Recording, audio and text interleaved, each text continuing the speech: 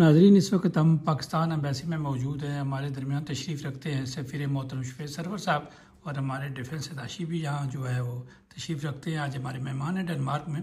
सफ़ीर मोहतरम, आज आपने गैदरिंग की थी, किस सिलसिला में की थी? जी, ये हमारे डिफेंस अटैचे साहब लंदन से आए हुए हैं। तो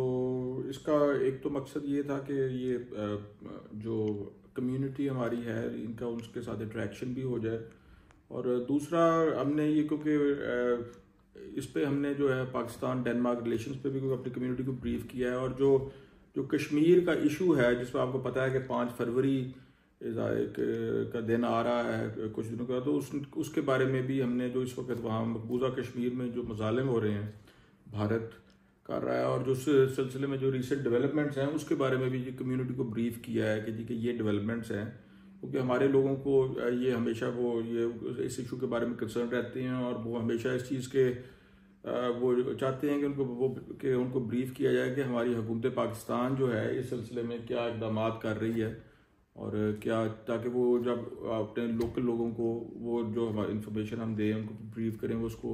लोगों को लोकल स्टेक होल्डर्स को एजुकेट करने के लिए इस्तेमाल कर सकें।